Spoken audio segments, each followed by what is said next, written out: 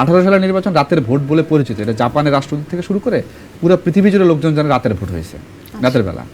24-এর নির্বাচন কি হয়েছে, এটাকে বলা হয় আমি আর দামি নির্বাচন। মানে আমার প্রতিদ্বন্দ্বী দাঁড়াবে আমার ভাই কিংবা আমার সার্কেলের কেউ, এটা নির্বাচন। এখন মানুষকে তো কথা বলতে দেওয়া হয় না, মানুষকে ভোট দিতে দেওয়া হয় নাই। প্রশ্নটা হইল এইটা না করার ফলে এই দলটা দিন দিন অজনপ্রিয় হয়ে উঠেছে।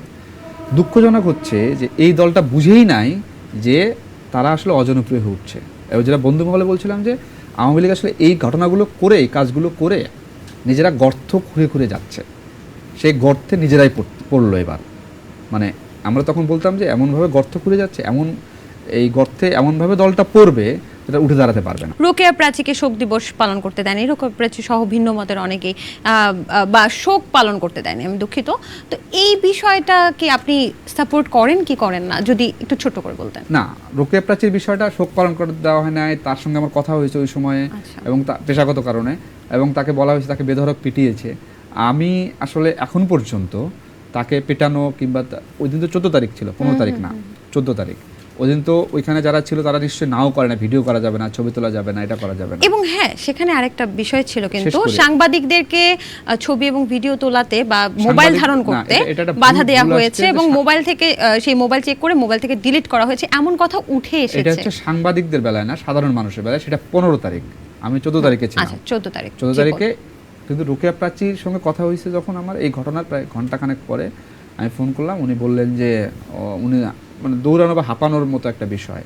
তাই আমি বললাম যে আপা আপনি কি অবস্থা এখন? আমাদের খুব বেধড়ক পিটিয়েছে, এটা করছে ওটা করছে, অনেক কিছু বললেন। আমি বললাম আপা হাসপাতালে যান। আমার জন্য কি হাসপাতাল এখন সেফ? বললাম সেটাও তো কথা, তো আপনি কোথাও গিয়ে ট্রিটমেন্ট নেন অ্যাটলিস্ট। আচ্ছা, এখন এরপরে যেটা হলো যে আমরা ওনাকে পেটানো কিংবা ইয়ে কোনো ফুটেজ, কোনো ছবি কিছুই পাইলাম না।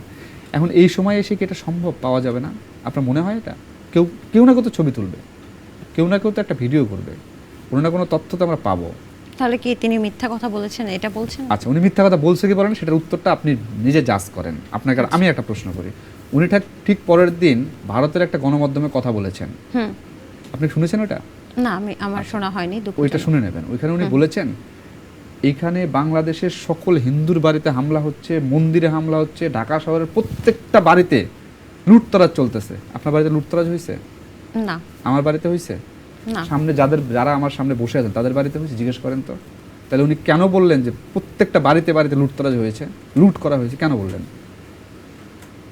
কিন্তু আমরা কিন্তু খন্ড খন্ড তাহলে এটা দেখে কি আপনি বলতে পারেন না শুনেছি যে মন্দির ভাঙা হয়েছে এরকম কিছু? গত 15 বছরে এই ঘটনা ঘটলে কি বলতো জানেন সরকারের লোকজন? এটা বিচ্ছিন্ন ঘটনা, এটার সঙ্গে আমাদের কোনো সম্পর্ক নেই, বিচ্ছিন্ন ঘটনা।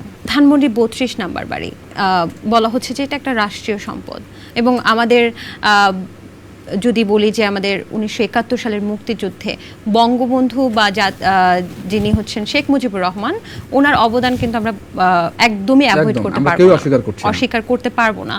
তো এই ঘটনাটা যদিও একটা বিচ্ছিন্ন ঘটনাই যদি বলি, তাহলে এই ঘটনাটার সাথে কি আপনি সমর্থন করছেন যে এছাড়া ওই যে বীরশ্রেষ্ঠ যারা আছেন তাদের মূর্তিও কিন্তু ভাঙা হয়েছে, তাদের ভাস্কর্য ভাঙা হয়েছে, এই ঘটনাটাকে আপনি কিভাবে দেখছেন যদি বলেন? যে কোনো ধরনের ধ্বংসযজ্ঞ আমরা এটা সমর্থন করি না, মানে আমি ব্যক্তিগতভাবে সমর্থন করি না। এবং আমি আপনাকে একটা পয়েন্ট টু বি নোটেড যে আমার এলাকা ধুনট থানা, আমার বগুড়ার ধুনট থানা, সেখানে ধরেন আমার খুব আনন্দের গর্বের বিষয়, সেখানে কোনো ধরনের সহিংসতার ঘটনা ঘটেনি। একটা দুইটা খুবই মানে খুবই কম যে এটা বলারও প্রয়োজন। থানা হামলা হয় নাই, কোনো রাজনৈতিক দলের নেতা কোনো বাড়িতে হামলা হয় নাই, কিচ্ছু হয় নাই।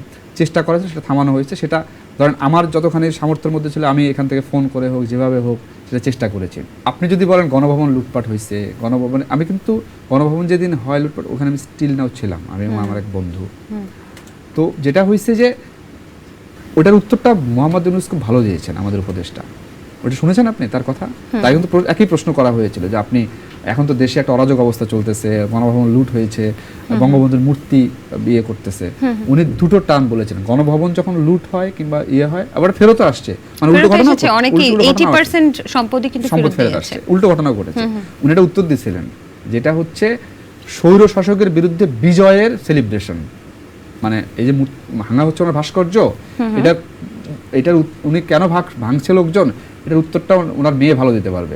আপনি একটা স্ট্যাটাস দিয়েছেন, আমি যদি ভুল না করে থাকি, আজ অনেকগুলো গরু বেঁচে গেল, 15ই আগস্ট এই স্ট্যাটাসটা দিয়েছেন। আমি একটু জানতে চাচ্ছি এর পেছনে মর্মার্থটা কি, যে আজ অনেকগুলো গরু বেঁচে গেল? আমাদের বঙ্গবন্ধু যখন 15ই আগস্টে পুরো ফ্যামিলি সহ মারা গেছে, শোক নানাভাবে পালন করা হয়, কিন্তু গত 15 বছরের শোক পালন কি আপনি দেখেছেন, খেয়াল করেছেন? কেমন বলেন না? আমি তো খেয়াল করেছি, অনেক এটা তো কিছু খেয়াল করেছি, অনেক ভয়ঙ্কর বিচ্ছিন্ন ঘটনা খেয়াল হ্যাঁ, করেছি। ভয়ঙ্কর ভাবে ধরেন ওই সময়টাতে এই যে গানের কথা বলছেন, কালকেও একটা ভিডিও আমার সামনে এসেছে, যদি আমি শেয়ার করি না কিছু না, কারণ দেখা এটা ধরেন 2-3 বছর আগের ভিডিও। সেখানে হিন্দি গানের সঙ্গে নাচতেছে 15ই আগস্ট, পিছনে ব্যানার দেওয়া শোক দিবস মিলাদ পালন মাহফিল। হচ্ছে, মিলাদ মাহফিল, এবং তাকে নাচা গানা চলতেছে। তো গরু বেঁচে যাওয়া মানেটা হলো যে যেহেতু ওই দিন আসলে দোয়া কিংবা অন্য অন্য কাজ সবাই হয়তো শোক পালন করেছে ওই দিন, কিন্তু এবং গরু বেঁচে যাওয়া মানে হলো ওই দিন গরু জবাই করে মোটামুটি একটা ভোজ করা হতো সারা দেশে, এবং এটার জন্য চাঁদা তোলা হইতো, যে বিভিন্ন ব্যবসায়ী থেকে শুরু সকল মহল থেকে, যে এটা চাঁদা তুলে এটাকে সেলিব্রেশন করার মতো শোকটাকে। তো ওই দিন তো আসলে এইবার তো হয় নাই সেটা। ভারতীয় গণমাধ্যম নিয়ে কিন্তু অনেক কথা হচ্ছে, যে ভারতীয় গণমাধ্যম বাংলাদেশ সম্পর্কে, বাংলাদেশের কোটা আন্দোলন সম্পর্কে বা এই